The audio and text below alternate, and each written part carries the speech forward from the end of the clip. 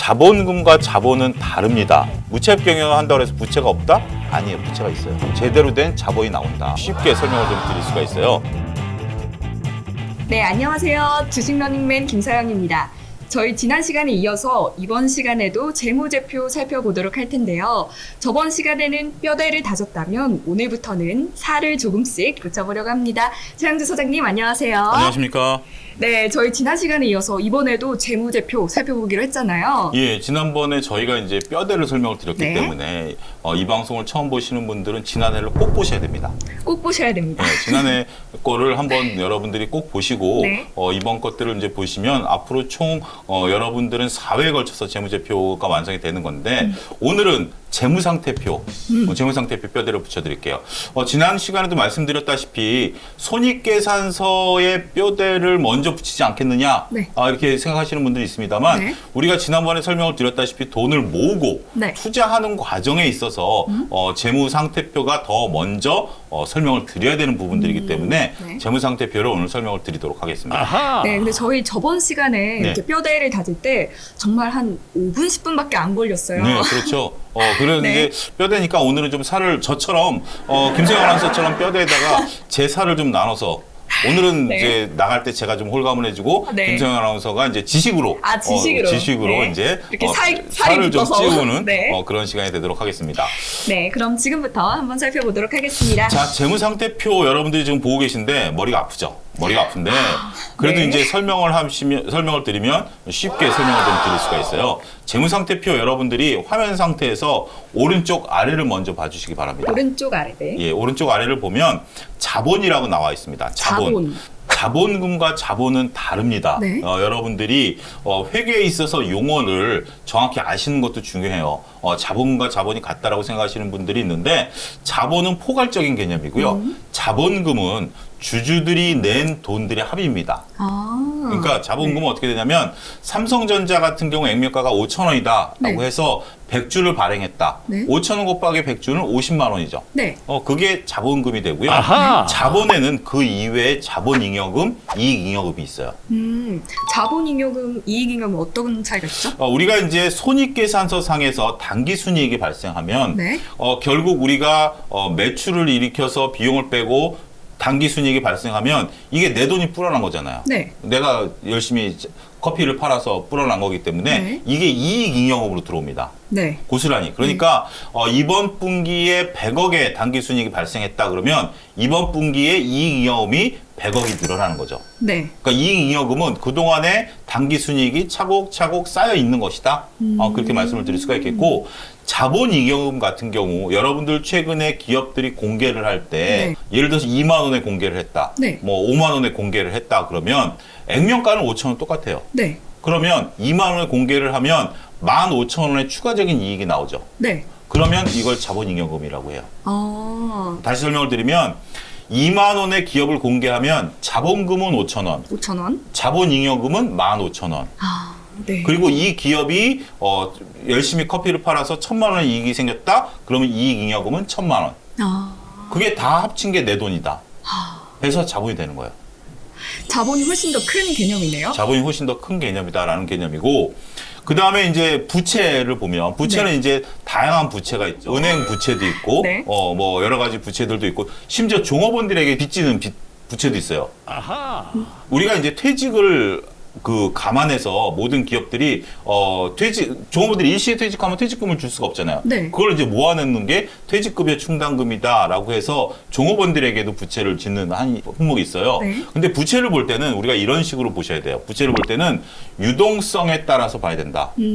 그러니까 유동성이라는 것은 통상 1년을 기준으로 합니다. 네, 1년 이내면 유동이고 아니면 이제 비유동이 네. 되는 거죠. 그러니까 기업을 볼 때 우리도 카드값 같은 경우 매달 돌아오잖아요. 네. 근데 만약에 김수영 아나운서 집을 삼으로써 부채를 20년 빌렸다. 그러면 네. 다소 마음이 좀 느긋하죠. 네. 근데 이번 달에 오빠와 데이트를 하면서 카드를 마구 긁었다. 그럼 다음 달 좀 불안하잖아요. 그렇죠. 월급 받으면 다 나오는 그런 것처럼 네네.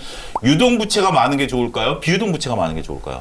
비유동 부채가 많은 건데. 그렇죠. 역시 그 유동성에 따른 것들이 이제 중요하고요. 네. 또 이런 것들이 있어요. 매입 채무라는 게 있어요. 매입 채무. 매입 채무도 부채인데 이게 뭐냐면 우리가 물건을 받아놓고 돈을 아직 안 준 거예요. 외상으로 사온 거. 외상으로 사온 거. 그러면 이건 이자를 주나요, 안 주잖아요. 이자를 저희가 줘야 되는 거 아니에요? 이자를 안 줍니다. 매입 채무는 이자를 안 주기 때문에 부채에서도 이자를 주는 부채가 있고 이자를 안 주는 부채가 있어요. 네. 퇴직급여 충당금 앞서 언급드렸던 이것도 이자가 안 나가는 거예요. 아, 네. 그러니까 부채라고 해서 부채가 많다, 부채 비율이 높다, 이런 용어들을 쓰는데 거기서 중요한 것은 뭐다? 이자를 내는 부채냐, 이자를 안 내는 부채냐. 그래 그거를 다시 한번 감안을 해줘야 되는 거예요. 그러니까 유한양행 같은 회사는 무차입 경영을 한다라고 해요. 네. 무차입 경영을 한다고 해서 부채가 없다? 아니에요. 부채가 있어요.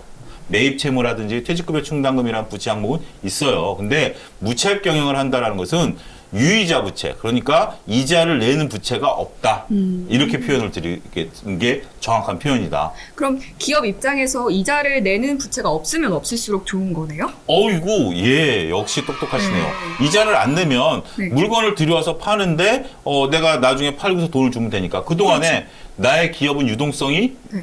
올라간다라고 표현을 하는 거죠. 그러면 뭐 우리나라에 대표적으로 그렇게 이자 없는 부채를 가진 기업들이 어떤 게 있어요? 약국이요. 약국.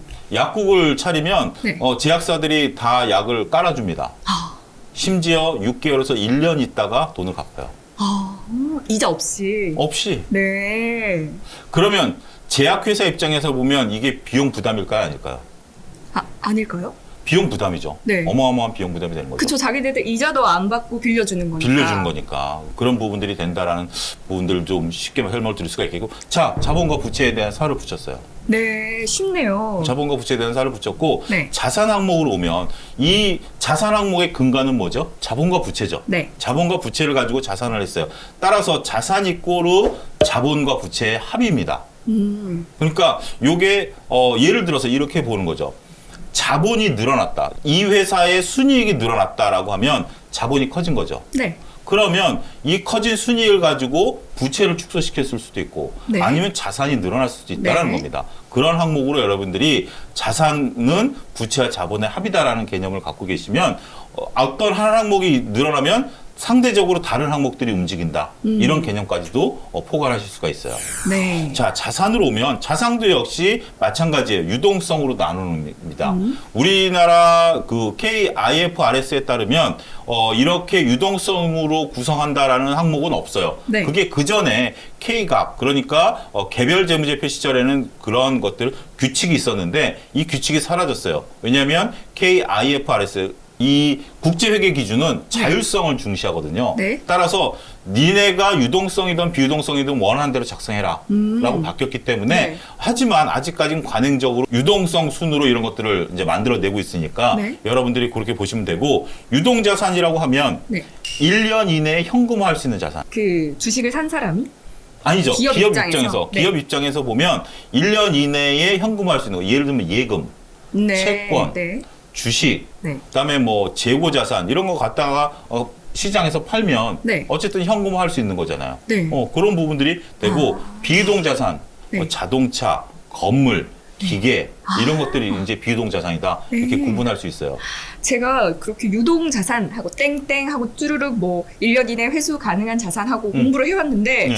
사실 1년 이내 회수 가능한 자산 이런 뭔가 와닿지가 않았거든요. 근데 바로 현금화할 수 있는 그런 1년 이내에 네. 현금화할 수 있는 그런 자산들을 뜻한다. 그러니까 여러분들이 재무상태표를 볼 때 지금 이제 재무상태표에 대한 사를 좀 붙였는데 네네. 그럼 재무상태표에서 뭐를 봐야 되느냐라는 네. 거죠. 재무상태표를 딱 보면 네. 유동 비율을 봐야 돼요. 유동 비율. 이 회사가 1년 이내에 갚아야 될 부채, 네. 1년 이내에 현금화할 수 있는 유동 자산, 네. 그 비율을 보는 거죠. 네. 그게 우리가 소위 말해서 흑자 부도가 안 날 확률이 높다라는 겁니다. 부채가 많아지고 뭐 자산이 적어지면 이제 자산이 나니까. 그렇죠. 네. 그러니까 김소영 아나운서도 이렇죠. 네. 내가 건물도 있고 차도 있고 네. 명품백도 있고 그래. 네. 근데 오빠랑 데이트하느라 카드를 썼는데 카드 메꿀 돈이 없어. 네. 그러면 신용의 신뢰가 생기잖아요. 그렇죠. 은행에서 이 사람이 카드를 못 메꿨네라든지 카드를 갚기 위해서 친구한테 돈을 빌린다라든지 이런 건 신용에 문제가 생기는 거 아니겠습니까? 그렇습니다. 그러면 내가 아무리 명품백을 갖고 있고 좋은 차를 갖고 있고 좋은 아파트를 갖고 있다 한들 아무 소용이 없는 거죠. 그럼 자산 같은 경우에는 뭐 유동 자산, 비유동 자산 둘 다 중요하다고 볼 수 있겠네요. 그렇죠. 적절성이 중요하다는 적절성. 거죠. 우리가 자산이 많다라고 하면 네. 좋다라고 보는 경우가 있는데 되는데 네. 만약에 비유동 자산이 많다? 그러면 좀 안타까울 수 있죠. 똑같은 거예요. 예를 그쵸. 들면 친구가 명품백을 들고 다니고 좋은 차를 몰고 다니면 자산이 많은 거잖아요. 네. 부럽는데 당장 보니까 맨날 친구들한테 돈을 빌리고 다녀. 그럼 그 친구가 신뢰가 가나요? 안 가나요? 안 가죠. 안 가는 거예요. 그런 것처럼 기업 입장에서도 번지르르한 사옥을 갖고 있고 네. 이번에 과거에 현대자동차가 사옥을 10조에 산다 그랬을 때 네. 많은 투자자들이 실망을 했던 게 네. 이것을 창조적인 곳에 돈을 쓰지 않고 건물 사는데 돈을 썼다라는 거 아니겠습니까? 그렇죠. 그런 것들은 투자자 입장에서 보면 결코 도움이 안 된다 이렇게 설명을 드릴 수가 있겠죠. 네. 재무상태표에 살을 붙였어요. 자, 네. 이제 그러면 다음 장을 우리가 보도록 하죠. 여러분들 이렇게 보셔야 돼요. 이렇게 보시는 이게 이제 설명드린 것인데 네. 빨간 빨간색으로 글씨로 네? 공식이 하나 나와 있네요. 빨간색으로 네. 보시면 네. 자산 이꼬르 부채와 자본의 합이다. 그러니까 왼쪽과 오른쪽의 합이다라고 우리가 보는데 네. 이렇게 보시면 안 돼요. 네. 투자자는 자본은 네. 자산에서 부채를 빼준 것이다라고 바꿔 보셔야 돼요. 그래서 제가 아까 처음에 설명 네. 들으면서 자산은 부채랑 자본을 이제 더한 거다라고 음. 설명을 해주셨을 때, 아, 그러면 근데 보통 네. 뭐 너 돈 얼마 있니? 뭐 지금 너의 재산이 어때? 뭐 이런 거 물어볼 때는 내가 가지고 있는 자산에서 부채를 보통 빼잖아요. 내가 그렇죠. 갚아야 할 돈을 빼는데 그거랑은 다른 건가? 이런 생각이 들긴 하더라고요. 역시 현명하네요. 네. 누가 뽑았어요? 야, 김세호 아나운서 정말 현명하다. 근데 네. 그게 중요한 거야. 그러니까 내 자산이 많은 게 중요한 게 아니라 네. 내 주머니에 있는 돈이 제일 중요한 거예요. 그게 자본이잖아요. 내 주머니에 있는 돈. 네, 여기서 근데 또 한 가지 이런 부분들이 있어요. 자산이 많은데 네. 자산이라는 게 우리가 지금 여러분들 PBR이라는 개념으로 자산을 보세요. 장부 PBR. 가격. 네, 장부 장부 가격이라고 가격. 보죠. 이 지금 제가 갖고 있는 휴대폰 이거 오래된 겁니다. 이거 예를 들자라면 이게 지금 새 휴대폰이라고 쳐요. 네. 새 휴대폰이면 100만 원 주고 샀으면 장부 가격도 한 7, 80만 원 하겠죠. 네. 새 휴대폰이라고 하면. 근데 이거를 만약에 기업이 파산됐다라고 하면 내가 이제 파산 상태야. 그럼 이게 장부가가 7, 80만 원인데 7, 80만 원 받고 팔 수 있을까요? 없을까요? 못 팔죠. 못 팔죠. 네. 그렇기 때문에 우리가 PBR이라는 개념은 기업의 파산과 같은 거예요. 그러니까 내 이 장부 가치를 받을 수 있느냐라는 거죠. 근데 그러면 기업이 파산되면 자산 가치를 못 받으면 자산은 줄어든다, 올라간다. 수선 줄어들게 네. 되죠. 근데 부채는 줄어든다, 늘어든다? 늘어나죠. 부채는 고정이죠. 부채 갚아야 될 돈. 갚아야 될 거는 고정이잖아요. 네네네. 오빠한테 2천만 원 빌린 아, 거 네네네. 그쵸. 어쨌든 무조건 2천만 원은 갚아야 되고 갚아야 되니까. 은행에서 3천만 원 빌린 것은 내가 파산이든 아니든 은행빚은 그대로 있는 거 아닙니까? 그렇죠. 자산은 줄어드는데 부채는 그대로 있다. 그럼 뭐가 줄어들죠? 위험하네요. 네. 자본이 자본이 줄어들죠. 줄어드는 거죠. 이런 개념으로 여러분들이 계산을 따로 하셔야 돼요.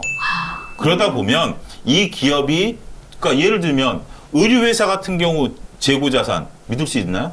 못 믿죠. 못 믿죠. 네. 여러분들 5년 지난 온 누가 있나요? 그러니까요. 뭐 일반 제조회사들이 5년, 10년 된 재고자산 지금 삼성전자 들어가 보면 이거 휴대폰 뭐 갤럭시 뭐 7, 8 뭐 이런 것들이 있을 거예요. 그거 네네. 누가 사가나요? 안 사죠. 안 사가잖아요. 그런 것들을 따져주면 여러분들이 자산에서 부채를 빼주면 제대로 된 자본이 나온다. 이런 개념으로 재무상태표를 여러분들이 잘 이해하시면 된다. 이렇게 말씀드릴 수가 있겠어요. 네. 그럼 저희 한번 다음 PPT로 넘어가 다음 볼게요. PPT를 보면 네. 재무상태표는 재무 상태죠. 네, 재무의 상태를 나타내는 거기 때문에 특정 시점입니다. 특정 시점. 그러니까 네. 예를 들면 1년 재무제표는 12월 31일, 네. 분기 재무제표는 3월 31일, 6월 31일. 만약에 지금 현재 6월 뭐 1일 재무제표, 네. 이건 매일매일 나올 수가 있어요. 그렇죠. 그 재무 상태이기 때문에 이 네. 재무 상태는 항상 변한다라는 거. 그런 정도만 알고 계시면 자, 재무 상태표 끝났습니다. 오늘도 이렇게 간단하게. 네. 근데 그러면 방금 이렇게 기간별로 또 나뉘어 있다고 네. 하셨잖아요. 그러면 투자자들 입장에서 재무상태표는 얼마에 한 번 정도 확인하는 게 좋나요? 분기?